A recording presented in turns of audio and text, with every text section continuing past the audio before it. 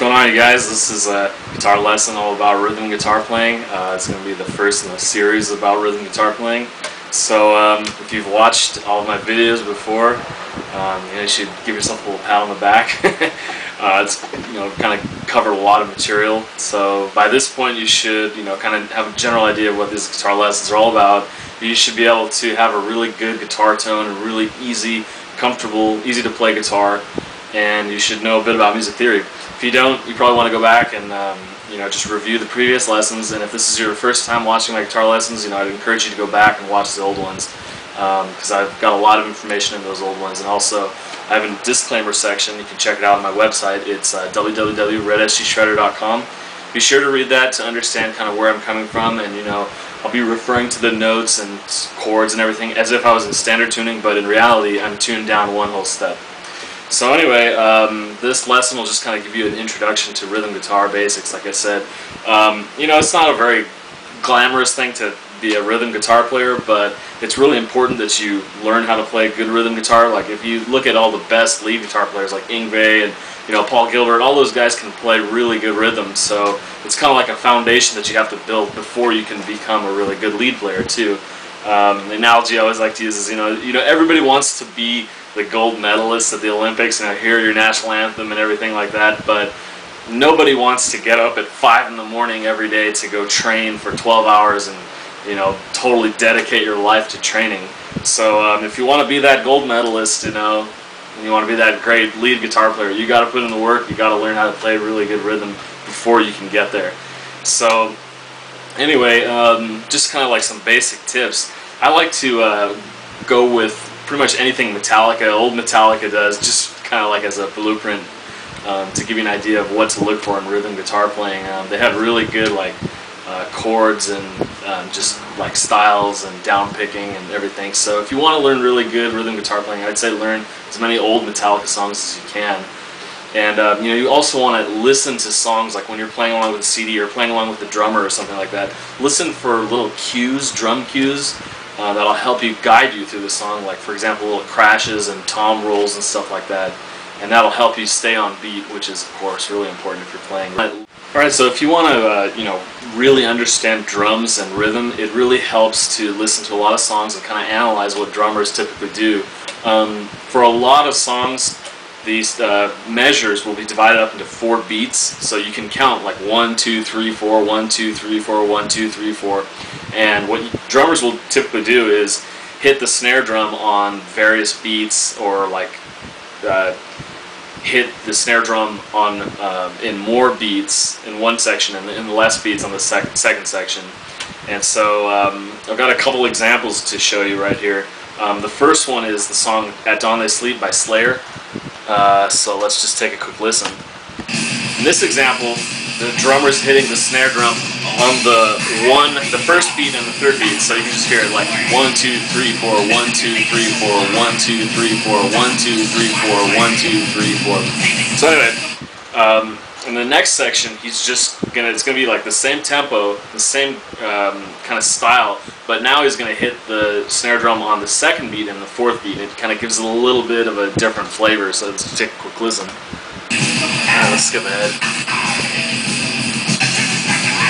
So just listen really closely. This is 1 and 3. 1, 2, 3, 4, 1, 2, and then right here.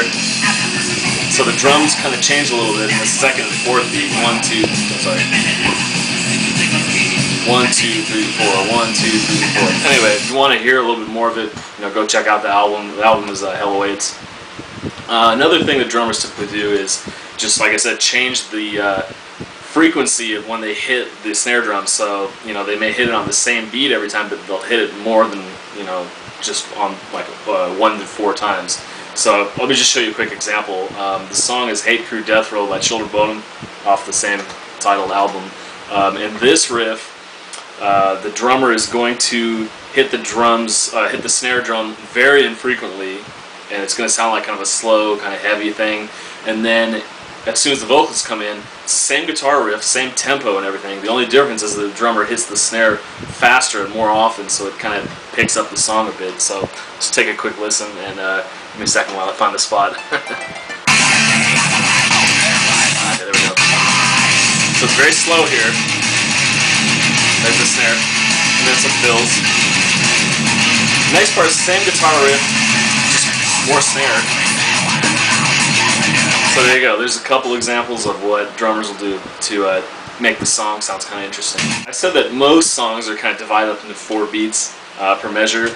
Some songs aren't. Some a lot of them use 3. I've heard it in a lot of like kind of more I want to say like Swedish bands kind of do that. So got a couple examples for you. Now keep in mind you can still count to 4 and just count longer or shorter. It has to do with the way the math works. You know, you can still count to 4, but I'll just show you a couple of quick examples on this one where you can count to 3. I like to call it triple time. That's not a musical, you know, word or anything like that. So let me just show you real quick. This song is called Gyroscope. It's from In Flames off the album Oracle, my favorite album by them. So this is what I like to call triple time. So you can just count to 3 in this one. 1, 2, 3, 1, 2, 3, 1, 2, 3, 1, 2, 3. So there's one example. Another one is the song Blood Drunk by Children of Bodom. Same kind of thing. It's a little faster though. So let's go here. 1, 2, 3, 1, 2, 3, 1, 2, 3, 1, 2, 3, 1, 2, 3, 1, 2, 3. So anyway, that should just help you kind of stay on beat and kind of understand what the drums are doing, what the rhythm is doing. I made a lesson a while ago about clean playing. If you haven't checked that out already, you should definitely go check it out. I talk a lot about techniques, things you can do to make your playing just sharper and to reduce and eliminate excess noise that you don't want the listener to hear. And one thing I talked about in that lesson is about how if you lift your fingers on your left hand, that will deaden the notes of your guitar. It'll just deaden the sound of your guitar. And that's just from the act of lifting your left hand fingers. So as a result of that, what you want to do is only start forming chords only when you're ready to pick those notes. So you shouldn't even form any chords until you're about to pick it. And if you don't do that, if you start forming chords too early, your sound will be really choppy, your playing will sound a little bit sloppy, you'll be a little bit off beat, and it won't sound right. So what you should do with your left hand is, like I said, just start forming the chords as soon as you pick the notes. And it should be like coordinated, your right and left hand should be coordinated, your left hand should just snap into place, so to speak.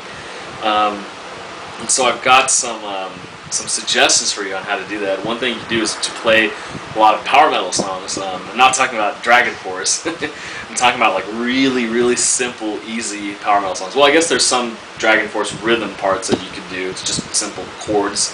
The thing is, you know, anybody can play some of these songs, and anybody can say, oh, this song is really easy, why should I practice this? Well, the reason is because you don't want to just learn how to play it, you want to learn how to play it really, really sharp and really well, and it's different. It's a big difference, and as soon as you understand that, you'll take the leap from being just a beginner guitar player to being an advanced guitar player.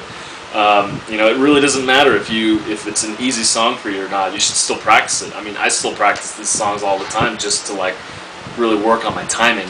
So I got this this example is the song Phoenix by the band Stratovarius, a power metal band. It's just a verse riff, really simple. So let's just take a quick listen. And what you can hear here is just really simple chords. You got to practice them and play them exactly on beat. And also you can hear the stuff I was talking to you about earlier about the drums, where you can hear the fills that will cue you into the next section of the song, and also how the beats change and stuff like that. So here it is. It's really simple, you know. And just chords, you know. And then here's the fill and the changed drum beat. Nope, kind of annoying if you ask me. So yeah, give us a shot, you know.